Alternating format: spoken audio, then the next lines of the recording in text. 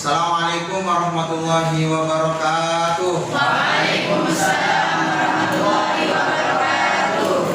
Gimana kabar hari ini anak-anak? Alhamdulillah baik Pak Guru.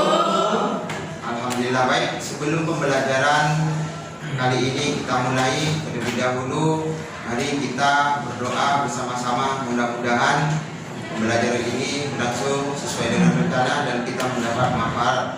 Amin ya rabbal alamin. Berdoa mulai.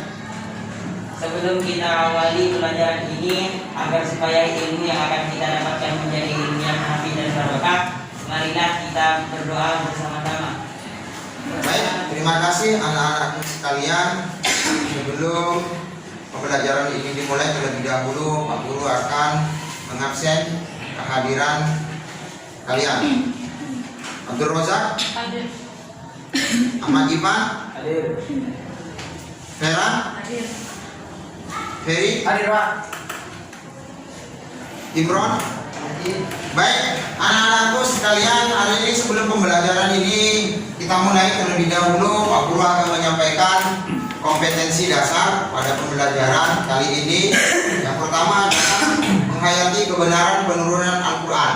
Tujuan pembelajaran ini, setelah kalian itu memahami tentang materi pembelajaran, maka tujuannya adalah peserta didik dapat melaksanakan perintah Allah dalam kehidupan sehari-hari. Dua, peserta didik dapat meyakini keautentikan Al-Quran. Dan peserta didik dapat menunjukkan sikap dan perilaku cermat serta teliti terhadap dalil syar'i sebagai implementasi dari kebenaran penurunan Al-Quran. Ketiga, peserta didik dapat menunjukkan sikap dan perilaku. Keempat, peserta didik dapat menjelaskan secara detail sebab-sebab turunnya Al-Quran. Baik anak-anakku sekalian, hari ini kita memasuki pertemuan yang kedua. Saya harapkan bagaimana pertemuan yang kedua ini ada peningkatan keilmuan tentang pengertian Al-Quran, tentang pengertian pembelajaran Al-Quran dan hadis. Karena pada pertemuan pertama ini di kelas 10 kita akan berbicara tentang ulumul Quran. Pertemuan yang kemarin kita sudah membahas tentang pengertian Al-Quran, maka hari ini kita akan membahas tentang bagaimana Al-Quran itu diturunkan kepada Nabi Muhammad. Oleh karena itu, dengan kalian semangat belajar, setidaknya Anda bisa memahami makna yang terkandung di dalam Al-Quran, sehingga pengamalan yang dilakukan oleh kalian tidak hanya sekedar pengamalan secara tekstual, tapi juga pengamalan secara kontekstual. Dipahami anak-anak? Nah, metode pembelajaran yang akan Pak Guru praktikkan pada pertemuan yang kedua ini berkaitan dengan metode discovery learning. Kalian nanti akan Pak Guru berikan beberapa rangsangan yang sesuai terkait dengan materi pembelajaran nanti. Oleh karena itu Pak Guru sudah menyiapkan media pembelajaran bagaimana nanti Anda melakukan pengamatan. Kemudian, baik anak-anakku sekalian, sebelum materi pembelajaran Pak Guru jelaskan secara detail, terlebih dahulu Pak Guru akan menanyakan materi pembahasan yang sudah kita bahas pada pertemuan minggu yang lalu. Siap ya? Siap ya Pak Guru. Baik, saya akan tanyakan, coba pengertian Al-Quran. Ada yang tahu? Saya Pak. Ya, Sinur Patah. Al-Quran secara bahasa adalah bacaan menurut Al-Tihyani. Bagus, ada lagi? Ya, Rozak. Al-Quran secara bahasa adalah petunjuk atau indikator. Bagus, baik. Ada lagi dari Putri A. Kam. Penelitian syar'i Al-Quran merupakan isi alam dan namanya pengembangan Quran. Bagus. Ada lagi yang mau menambahkan definisi Al-Quran secara bahasa? Saya Pak, Mas Rifat Ridjan, dipersilakan. Al-Quran secara bahasa merupakan Baik, setelah kalian sudah memahami tentang definisi Al-Quran secara bahasa, maka selanjutnya Pak Guru akan bertanya tentang definisi Al-Quran secara terminologi. Siapa yang tahu? Ya. Sultan, silakan.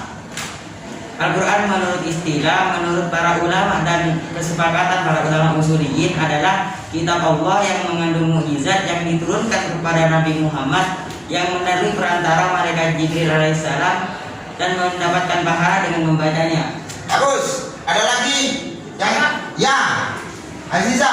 Al-Quran adalah mukjizat yang diturunkan kepada Nabi Muhammad yang diriwayatkan secara mutawatir, ditulis di dalam mushaf dan membacanya termasuk. Bagus. Bagus, berarti kalian sudah memahami tentang definisi Al-Quran baik secara bahasa maupun secara istilah. Nah, selanjutnya kita akan berbicara tentang bagaimana penurunan, tahapan-tahapan penurunan Al-Quran. Baik anak-anakku sekalian, kita memasuki materi pembelajaran hari ini tentang tahapan penurunan Al-Quran. Diperhatikan, silakan kalian itu amati di depan itu. Ini dasar dan tujuan pembelajaran. Nah, silakan. Saya tanyakan, foto siapa? Saya Ya, Dr. Quraish Shihab, bagus. Siapa beliau? ahli mufasir dari Indonesia. Bagus, keren. Selanjutnya, anak-anakku. Nah, coba amati. Ini lagi ada kegiatan apa? Ada terus Ada lagi diskusi khataman. Nah, kegiatan ini adalah kegiatan ketika di bulan Ramadan untuk menyambut datangnya Lailatul Qadar. Paham anak-anak? Paham. Selanjutnya, perhatikan. Nah, ini tulisan apa? Al-Quran. Al-Quran. Ada lagi? Nahu. Ada lagi? Kitab kuno, Pak. Manuskrip kuno. Kitab. Oke, ini sama halnya dengan ini.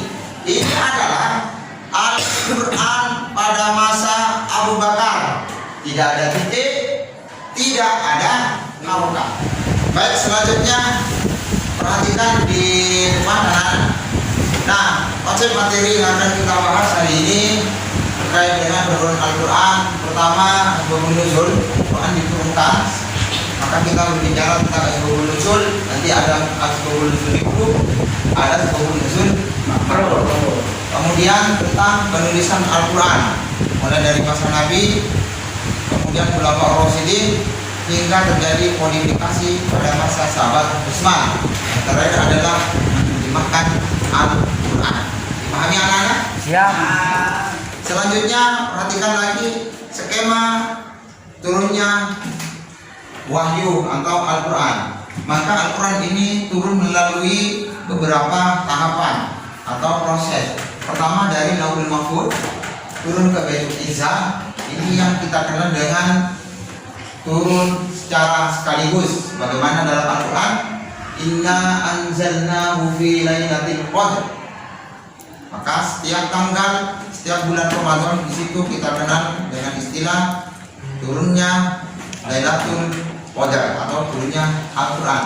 Kemudian kapan yang selanjutnya dari Baitul Izzah atau langit-langit dunia turun kepada Nabi Muhammad. Dan ini yang kita kenal dengan mutawatir atau berangsur-angsur. Baru kemudian Nabi Muhammad menyampaikan kepada umatnya melalui tradisi lisan, hafalan. Dipahami anak-anak? Selanjutnya, turunnya Al-Quran. Diperhatikan di depan, Al-Quran diturunkan kepada Nabi Muhammad. Nah, proses penurunan ini dari Baitul Izzah atau kita kenal dengan langit-langit dunia kepada Nabi Muhammad ini diturunkan selama beberapa tahun. Pendapat pertama mengatakan Al-Quran turun selama 22 tahun, 2 bulan, 22 hari. Ini pendapat dari baik. Kemudian yang kedua ada yang mengatakan Al-Quran turun selama 23 tahun. Nah, proses turunnya ini selama beberapa tahun, maka muncul istilah yang kita kenal dengan surat Makkiyah dan surat Madaniyah. Ya, mengerti anak-anak? Ya. Lanjut. secara rinci begini, diperhatikan Al-Quran diturunkan oleh Allah kepada malaikat Jibril, kemudian diturunkan kepada Nabi Muhammad, dan kemudian muncul istilah asbabun nuzul, sebab-sebab turunnya Al-Quran. Kemudian dari Nabi Muhammad diturunkan kepada umatnya atau manusia, maka di sini kemudian muncul istilah Makkiyah dan Madaniyah. Apa Makkiyah? Surat yang diturunkan kepada Nabi sebelum beliau hijrah. Sementara Madaniyah adalah surat yang diturunkan kepada Nabi setelah beliau hijrah. Dipahami anak-anak? Selanjutnya asbabun nuzul, berarti ini turunnya Al-Quran dari Baitul Izzah kepada Nabi Muhammad. Maka ada istilah asbabun nuzul terbagi menjadi dua. Satu adalah asbabun nuzul mikro, yang kedua adalah asbabun nuzul makro. Apa asbabun nuzul mikro? Yaitu turunnya Al-Quran karena peristiwa tertentu, seperti turunnya surat An-Nahl atau Al-Masad. Kemudian asbabun nuzul makro adalah turunnya Al-Quran karena kondisi dan budaya bangsa Arab secara umum. Nah, lanjut, setelah Al-Quran diturunkan kepada Nabi Muhammad, maka selanjutnya bagaimana Al-Quran itu ditulis. Bagaimana tahapan Al-Quran ditulis? Pada masa Nabi Muhammad, walaupun melalui tradisi hafalan dibacakan kepada para sahabat, Al-Quran itu pertama ditulis di beberapa pelepah kurma. Pertama, termasuk juga kedua ditulis di beberapa bulan. Setelah itu, setelah Nabi Muhammad meninggal, maka dilanjutkan oleh Abu Bakar. Maka ini ada upaya untuk menulis Al-Quran ketika terjadi perang Yamamah. Kenapa? Karena para penghafal Al-Quran ini banyak yang wafat, meninggal, sehingga perlu kiranya pada waktu itu untuk menulis Al-Quran. Setelah Abu Bakar wafat meninggal, dilanjutkan pada khalifah selanjutnya Umar bin Khattab. Intens kembali untuk menuliskan Al-Quran. Memasuki pada masa Utsman, di sini kemudian terjadi yang kita kenal dengan kodifikasi Al-Quran, penyempurnaan Al-Quran. Walaupun memang pada waktu itu masih belum ada i'rabnya atau titik dan harokat. Baru memasuki khalifah selanjutnya Ali bin Abi Thalib, maka di sini diupayakan khalifah memberikan kepada Abu Aswad Ad-Duwali untuk memberikan titik dan harokat kepada Al-Quran. Hingga hari ini Al-Quran itu bisa dibaca, bisa dipahami oleh generasi-generasi berikutnya. Bisa dipahami anak-anak? Baik, yang pertama sudah dijawab oleh saudara Niharto. Selanjutnya yang kedua nanti akan saya tunjuk ada berapa kategori asbabun nuzul itu. Jelaskan Mas Rifatul Jannah. Asbabun nuzul itu ada dua, Pak. Yang Satu. pertama asbabun nuzul mikro dan yang kedua asbabun nuzul makro. Asbabun nuzul mikro adalah sebab turunnya Al-Quran dengan peristiwa tertentu. Sedangkan asbabun nuzul makro adalah sebab turunnya kondisi dan budaya secara universal. Bagus. Nah, tugas proyek ini nanti silakan buat kelompok. Di sini kelompoknya Sultan sebagai ketua kelompok, tengah Niarto sebagai ketua kelompok, dan paling timur Mukamilatul Husna sebagai ketua kelompok. Nanti buat laporan berkaitan dengan ayat. Silakan Anda cari referensi di berbagai buku keterangan atau lebih-lebih kitab tafsir. Tulis satu ayat saja berkaitan dengan asbabun nuzulnya. Kemudian Anda buat laporan pendahuluan, pembahasan, terakhir adalah penutup dan kesimpulan. Tugas itu dikumpulkan pertemuan yang akan datang, dan Pak Guru minta untuk perwakilan tiap kelompok melakukan presentasi di depan. Dipahami anak-anak? Paham, Pak Guru. Baik, terima kasih anak-anak sekalian. Kita sudah membahas materi pertemuan kali ini tentang kebenaran penurunan Al-Quran. Semoga pembelajaran kali ini membawa manfaat dan barokah kepada kita semua. Amin. Amin. Sebelum diakhiri, mari kita bersama-sama membacakan hamdalah bersama-sama. Alhamdulillahi Rabbil Alamin. Wallahu muwaffiq ila aqwamit thoriq. Assalamualaikum warahmatullahi wabarakatuh.